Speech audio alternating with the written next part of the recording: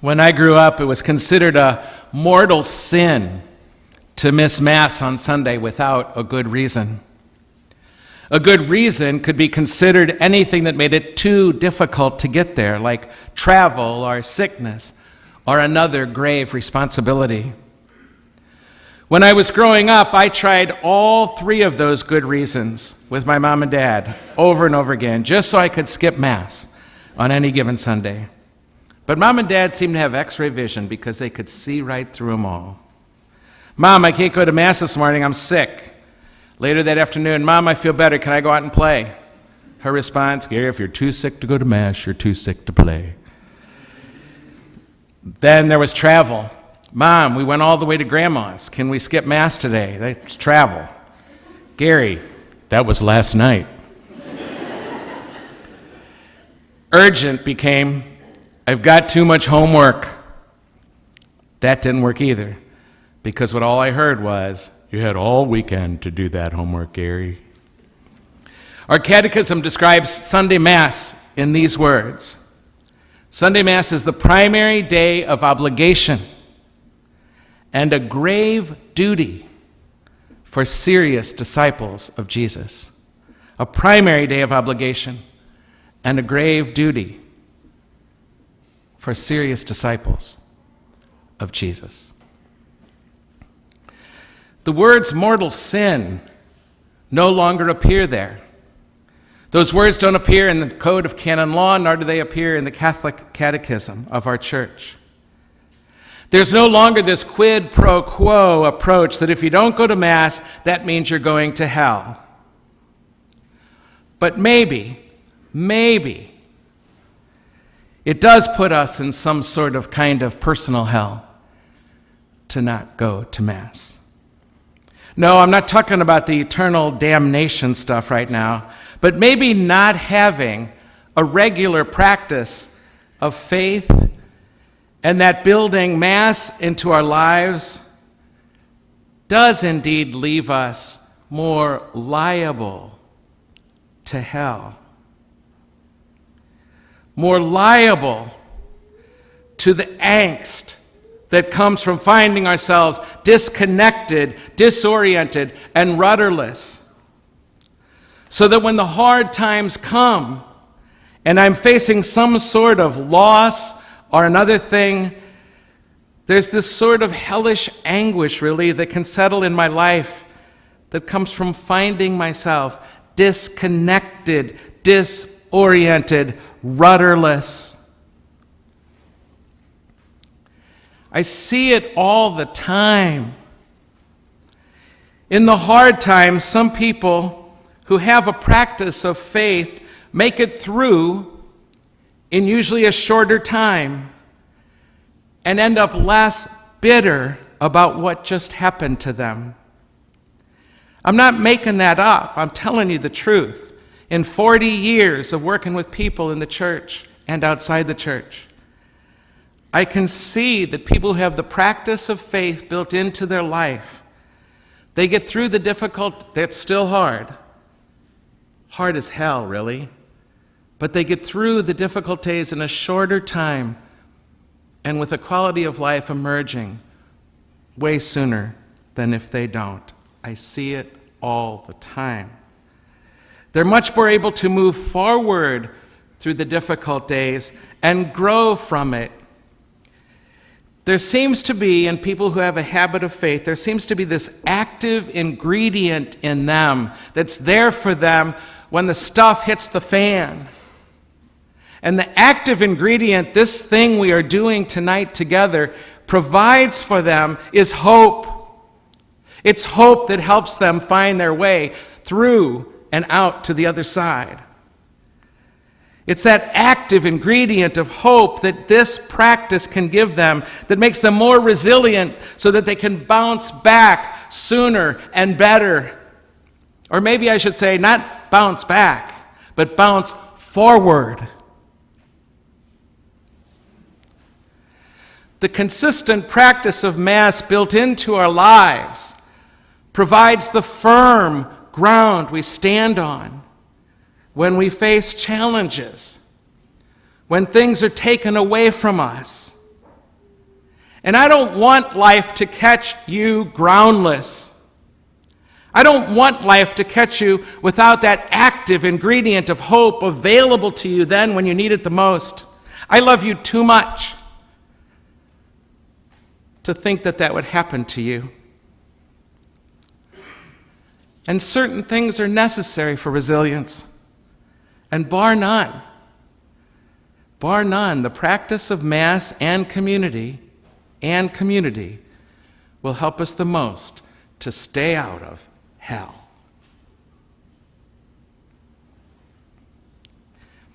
Oh, I know so many who tell me that when they stopped going to Mass, they didn't really miss it. And I have to say, you might not really miss it when everything's going well, even though it can still add a lot to even the good days. You won't really miss it probably until you need it. And sometimes then, if you don't have the habit of faith in place and the ground to stand on, that's when you realize what you're missing. But more often than not, that's when it's a little too late. Most things good for us, we don't really feel until we get hurt and need it. We don't really feel the goodness of that for us until we need it. Like vitamins. You don't take your vitamins, you don't eat right, you're fine. I love that extra donut. Everything's going hunky-dory. Why would I take a vitamin and why would I skip that donut? Because there comes that day, let me tell you my age. And how about you runners? How about you athletes? You stretch all the time to be ready so that you don't get hurt. You stretch so you don't get hurt. You spend lots of time stretching. I wish I spent more time stretching. You spend so much time stretching. Why don't you just skip that? You won't even miss it, You won't miss that stretching till you hurt your muscles. Your knee goes out, the ligament cracks, breaks, whatever ligaments do. So all of a sudden you realize, gosh, I wish I would have been stretching. Huh.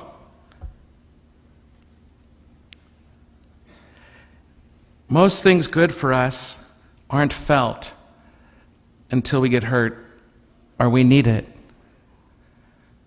But that doesn't mean it wasn't good for us to do.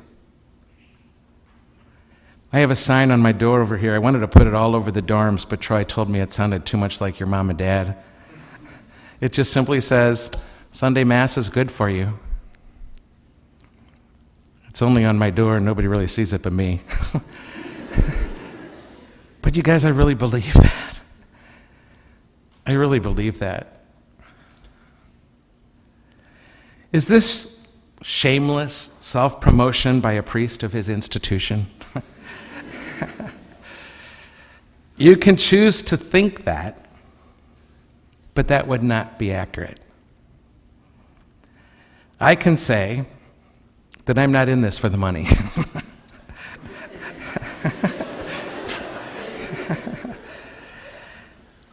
I am saying this for one reason and one reason only, not because I have to, not because I'm promoting this institution of ours. I'm saying this for one reason only, because I want you to think about it because I love you. That's the only reason I'm saying this, because I love you. And I know it's what a habit of faith, what the weekly practice of Eucharist has given many, and for sure I can say it's given me, that I can't get anywhere else in the world. That's what I want for you. I care about my relationship with God, and I care about my relationship with Jesus' disciples. That's what that gospel is all about, discipleship, walking in the way of the Lord together. I care about my relationship with God, and I care about my relationship with Jesus' disciples too. So that this becomes my obligation then, if I care about that. It is my obligation. And I got to tell you, I bristle, my kind of personality bristles at anything like the word duty or obligation.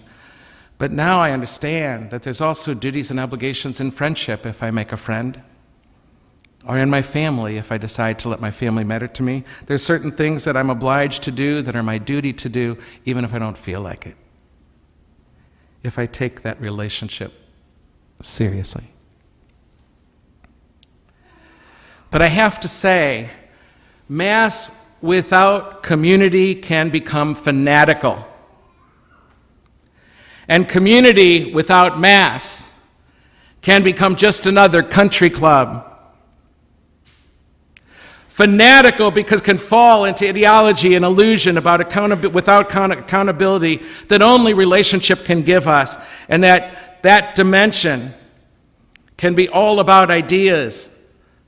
And I can delude myself so easily when it's just me and God. But country club, the horizontal dimension, can be so superficial and shallow. It can be about all the wrong stuff that doesn't really matter. Most country clubs are not known for being challenging, for good reality checks in our lives, for challenging us to grow. How many of us have ever been to a country club and walked away more loving, more ready to lay down our lives for others than we walked in there? But I'll tell you, if you invite me to your country club for dinner, I'm in.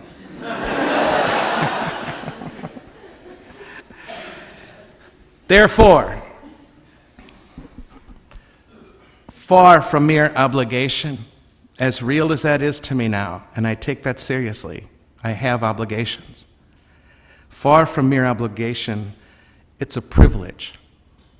It's a privilege to be here, to engage these ancient rituals and symbols of the Last Supper of Jesus. And it's a privilege to be here with you. There's a student here at the CSC, an undergraduate. He's just beginning his senior year. And if you know him, you know he's somebody whom we've experienced as having cultivated a good sense of the need for Mass and the need to be engaged in community in a significant way. Cool.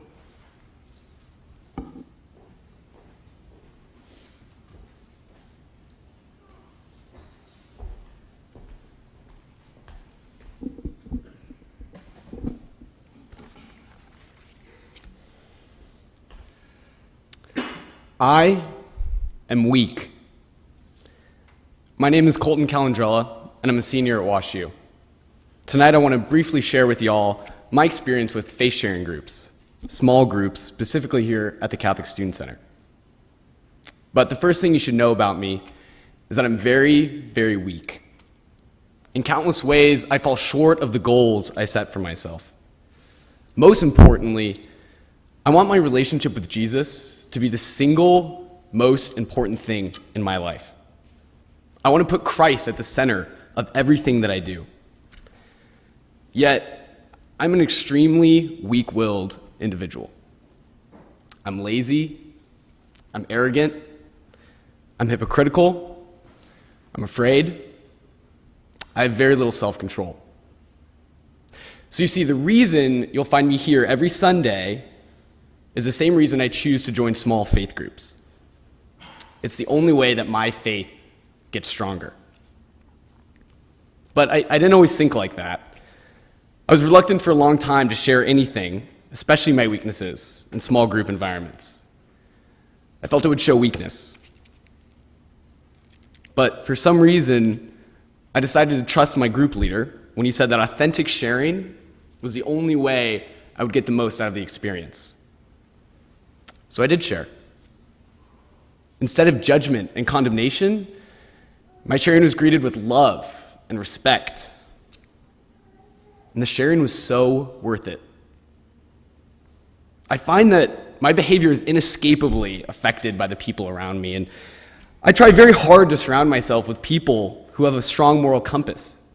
But even with the best of intentions, many of my friends do not understand the challenges and joys of my faith.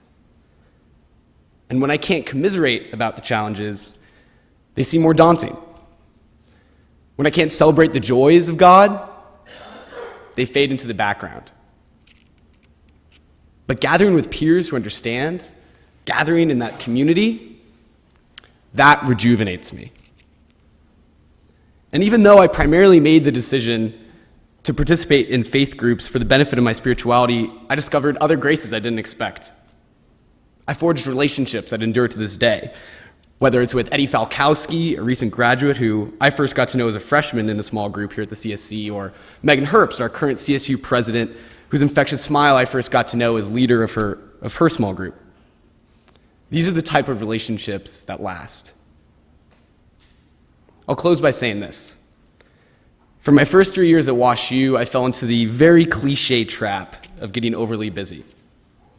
I involved myself in too many opportunities, leaving myself zero free time. But despite all the craziness, each year I've been at WashU, I've joined a small group, and every single year it's been worth it. It's the number one thing I make time for at the Catholic Student Center. This semester I'll be leading, among with others, a new kind of group called a core community, because it's the single best way to energize my faith. So please, if you have even the slightest interest, you're going to hear more about it later tonight, and I promise you, if you give it a try, you won't be let down.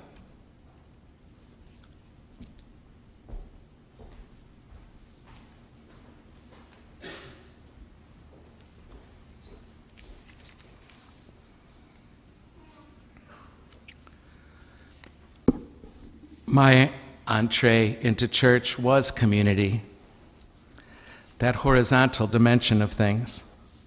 Some here come in the other door. But I came in this way, and around junior and senior year in college, for me, this came together. That's when I fell in love with the Mass, really. You see, it's all about relationships. Relationships with each other on the horizontal plane of our lives and on the vertical plane of our lives. Relationship with the transcendent one who is everything that is true and good and beautiful and more, coming together with community. The word religion and the word relationship are not accidentally connected. They both mean at their root to bind together. There is a binding that happens here that is essential to discipleship. And I want to be a disciple of this Jesus. Therefore, I need you.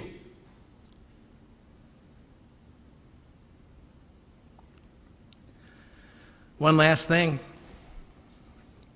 This world of ritual and symbol, it really can center us deeper than we think and reorient us at the beginning of every new week. And this that we do gives birth to spiritual giants. Do you know what happened in Rome this morning? In this Rome this morning, in front of hundreds and hundreds of thousands of people of all religion and none, Mother Teresa of Calcutta was proclaimed a saint of our church. She took Mass and she took community seriously in her life, and she prayed the Mass every day with her community. It got her through periods of horrible darkness and doubt, and it helped her keep on loving the poorest of the poor. And today she takes her place among the spiritual giants of our church and our world. I want you and I want me to stand with those giants someday. And if this is what helps that happen, why would I not take this seriously?